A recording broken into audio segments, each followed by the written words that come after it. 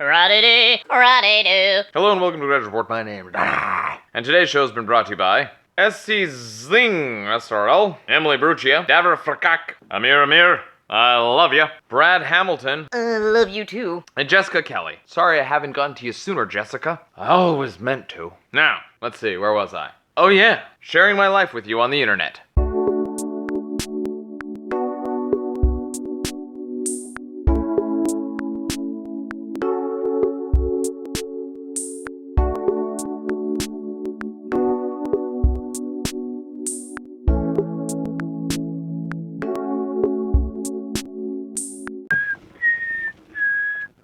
The foot cars in drive now, bitch. I going to a radio station that is about an hour away. Milan hooked up a gig with a radio station, and we are gonna go there to do radio.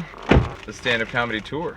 Left, right? Right. Right. That is a blind turn. I don't know how you do it every day and stay alive. I do it. I don't know how you don't put your seatbelt on and fucking stay alive. It's beautiful autumn day here. Am I right or am I wrong? Freezing. It's freezing. Turn right Pretty onto cold. Octavia Street, then turn. And I gotta make sure Millie's ready. Oh yeah, Millie. We're picking up Mills. This is about to turn into a party. So far, what happened today? Talk about it. I woke up, I edited video, I set it to upload. We went to lunch with Dill. You filmed him though, didn't you? I did, I filmed him because I made that video where he was all singing like a drunken buffoon. And I thought I was gonna get a great reaction from him.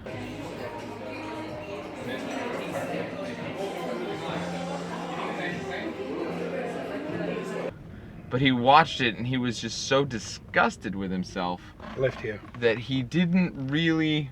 The only thing that he laughed at was when he couldn't eat the carrot. That he found hilarious. But his behavior as a drunken fool, he was just kind of like... Because he honestly didn't remember any of that. The shopping cart. No. So what are you saying? Right here.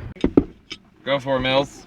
What were you saying? It's okay. No one's... She's never gonna talk Oh, come on, Mill. On camera. What camera? Never again. mind. She's just covered her head. What camera? Why is Danny driving? Because America. Yay. This is a narrow street. It's NS. What does that mean? Narrow street. Snapchat. How do you know these things? I don't even understand how you know. I've been around her way too long. Been around me way too long. He just said And I that. just said that. It's an FNS. Huh? An FNS. You know what that is? Yeah, Fucking fucking narrow narrow street. You've been around me long enough. I fucking know it. I'll make it. I'll Okay. make it. It just has to be clear. No, because there's a car behind you, so I didn't want it to wait for 4 hours. It can wait because by the time this one lane is clear, they're all clear. See? It's just gonna be Yeah, hard. we gotta You slow just have to down. get across this one. This one's gonna slow down. There. Everyone's fine. No one's gonna die, Milan. Not today anyway. Milan thinks And people are gonna I keep die. letting him drive the car too, which I don't know why. The thing is, We've been in 4 near accidents. when you say we've been in 4 near accidents, what you're really saying is we have not been in any. Yes, I mean, technically. but we nearly have been in 4. Well, One of them, see how that is turning amber, that light? Yes. He speeds up, No. goes through. I never speed up. I roll. Alright, he rolled At a faster pace. through. No, he's right. He didn't speed up. I never But- accelerate. I never but- slow down. But you didn't stop either. No, I and don't the stop. amber and the amber was before you got to the line here. Yep. So you could have stopped. The light was definitely red. You should have stopped. It would have been. You did not stop. It would have been an adversely harsh pressure that on was the brake. one. That was one. The second one was Red lights are. we were turning right. It's down here. He Down goes here. instead of stopping or going further and doing a U-turn and coming Instead back. of doing anything. Instead of doing anything, he just turns in front of the car that's coming towards us. As smoothly as you can. As smoothly as your face can hit the windscreen. It was a non-event.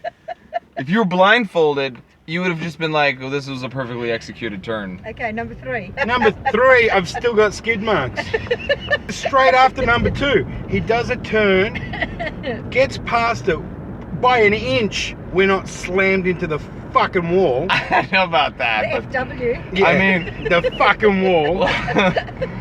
So we it turn. was like 6 inches. We had 6 inches. Yeah, that's what she That's said. what he said. Oh! Snapchat. So then we do this turn, and we stopped straight away because there's like 2 inches of each side that he can go through because there are so many cars coming this way, and one of them's a big SUV. There's a car fucking- parked over here, and there's a car headed the opposite direction on the other side of the street, and it was way over on our side. Way over. So instead of him waiting for that guy to get way past us, he goes, "Oh, I could squeeze through here." And I said, "You can't squeeze through there." And he goes, "Yeah, watch me squeeze through here." And he squeezes through there just as I'm trying to smack him in the face. Yeah. But I didn't smack him in the No. face. But that would have been the worst thing to do, because I really had to concentrate at that point, because our mirrors were about to touch the parked cars' mirrors. Wow, All yeah. you had was... We had that much space. But you know what? We weren't driving fast. Very elegant pace. Well, the pee and the poop from my body was moving at a very rapid pace by that stage. That was not an elegant pace. No. Millie, Yeah. thus far, my driving has been A, that of a limo quality driver, B, terrifying, C, Oh, with me so far? yeah, so far, how have we been going? Well, so far so good. Exactly. I mean, I can't rate you limo after well, not even 5 minutes. All right, we'll check back in with you. Yeah, check back, yeah. So we drive the remaining hour and a half to a podunk town outside of Melbourne. Without incident, I might add. Because to be completely honest, I take my passengers' comfort in the car very seriously. And I try to make sure that everyone has as happy a time as possible. But some people are a little hypersensitive. I mean, I guess I could see, but see, the oncoming car was stopped at a red light, and the parked car was parked. So it was just like, was there enough room to fit between it? His suggestion was that we wait until the light changed for the other guy, and then he moved, because he was way over on our... But I was just like, I'm not gonna wait for this light to change, for this car to drive by, for like everything to... It's like I you know, and I drove and I was like, yeah, I got an inch. Literally, just the mirrors were close on this side, but I stayed as far from the oncoming. It was perfectly safe. I was inching along. But that makes for a horrible story. So I totally get the skid marks thing. We get to where we're going about 40 minutes before we're supposed to be there, and we decide to stop and get a bite to eat. But not before I ask Millie the all-important question. We've made it here in record time through the efficient and graceful driving of the Daniel. Now, what are your thoughts? Limo drive? Was it a limo drive or were you terrified the whole time? It was a limo drive. I was not terrified at all. Thank you. At all. Thank you. Milan, any thoughts? At all. Worst drive ever. The place we're gonna eat is a fantastic little sports bar, just around the corner from the radio station. You'll notice I'm drinking water because I'm the designated driver. While we waited for our food, Millie and I had a knife fight, because that seemed like the thing to do with giant steak knives.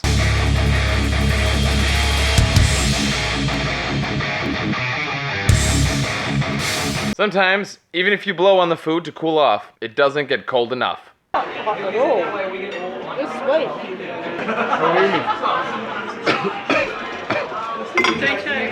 Chili cheese fries. Thanks. I asked for the check immediately because by the time the food arrived, it was already time to go. Okay, if we were at the radio station right now, we would be on time.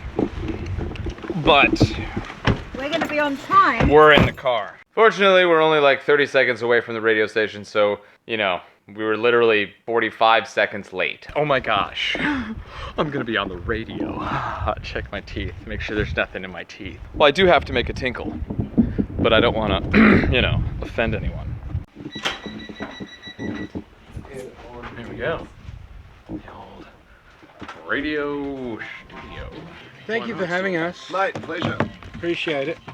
And then we got to the serious business of promoting everything. Milan's Plavia Orchestra and SARS, and Danny's stand-up comedy Australian thingy. Very special guest in the studio with me tonight, Danny Grozdic, or we're going to call him Crocodile Danny right now because he's been down under for that long. Professional. I don't know. I like to think I interview well, but, you know, I'm always kind of like, meh. As far as funny, I think what I've done is the last 3 months I've been traveling a fair bit. I've been in Thailand for a month. I've been in Cambodia for a month. I've visited orphanages and elephants and monkeys and like all kinds of. And I was in Europe for 6 months before that. And I've basically just been collecting stories from like all of the craziness that was happening. And I'm going to just basically share that with the kids that come to the shows. It's going to be insane. Excellent. So I mentioned about the videos. Now, you know, the gradual report, the transition into doing the Serbian stuff, and how did that idea come about? I had done 150 shows as the gradual report, and like when I speak, nobody thinks that I know another language. Like in high school, people would be like, I was like, yeah, I speak Serbian fluently, and they'd be like, no, you don't. And I was like, but I, you know, pričam srpski, you know. And they were like, what is that gibberish? And I'm like, you'll never know. But yeah, so what ended up happening was I completely ran out of ideas, and I thought, how funny would it be if I just did like a language lesson, and then just dropped, you know, the American thing and just went full Serb, and you know, then that's what happened. I called it Serbian language lesson, like I think Tourette's Volume 1.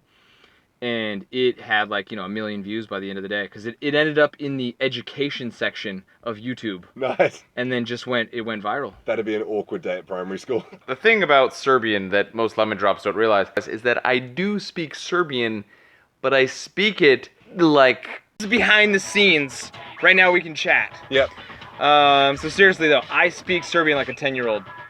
Like a 10-year-old child. That's how I explain it to you. No, like a 9, like an 8, like a 7, like a 7-year-old. No, I would go like a 14-year-old, but with a learning difficulty. But you got like 4 extra years. Like, yeah. Because I only spoke it with my grandma and kids on the street when I was visiting there. It's a unique little language where like everything I say in that language is funny.